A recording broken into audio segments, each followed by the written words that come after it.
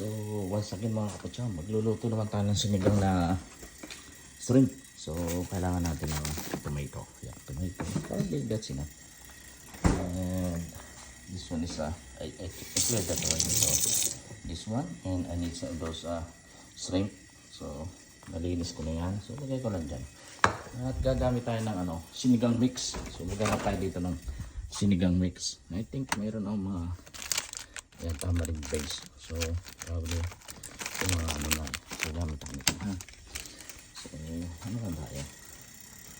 For the meantime, ating gagamitin ito ito kasi nagluto ako ng rice.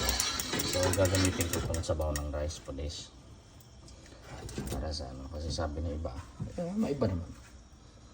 So yan, bulakin ko lang yan, then ilagay ko itong hindi ko pala nagayat itong tomato.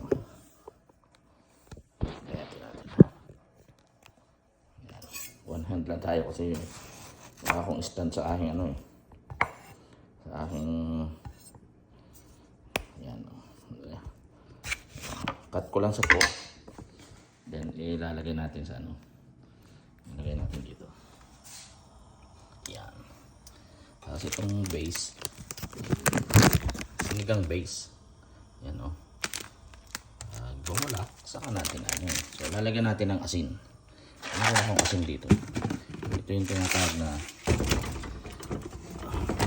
asin salt, pero handpick ito. Why? Kasi handpick salt.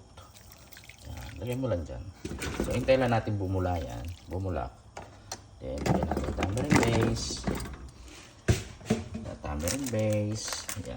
base, and the main ingredients. That's it. Then hanap tayo ng ibang gulay sa rep. Siguro pwede na yung kung ano man yung available.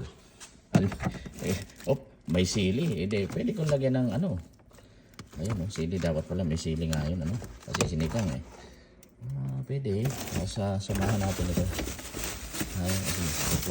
Repolyo gagamitin ko. So kukuha ako dyan ng ano pa to, may sili pa dito siguro ito na lang siling pula. Gamitin ito na lang, kahit isa lang nito. Back pagka may okra din meron dyan, siguro pwede kong samahan ng sinigang na pwede siya lagyan ng okra pala. So lalagyan natin yan. Ihandalan natin. Pero itong sili kasi nito hindi ito masyadong manghang, so lagyan natin yan, pero not now. I-ready lang natin. Tapos yung okra, so kukuha tayo ng kaunting okra. Hindi kala marami kasi minsan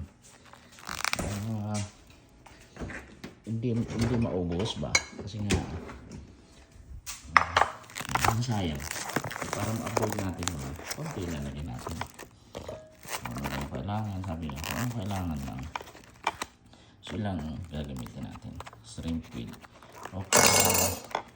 Sorry for that, and probably that's enough. Actually may tanim akong okra, pero dahil nag-snow, nag-winter, so naano na siya parang self-sacrifice. So that's it. And ito ingredients saka yun, samahan natin yan. So wash your hands by doing so you're gonna be better. Hanap tayo dito ng takip natin yung malinis siya kasi nilinis ko na yun before. Hintay lang natin bumulak. So once again, lulutuin natin ay sinigang base na shrimp. Okay? And once again, always give thanks to God because He is the source of everything. Thank you, Lord.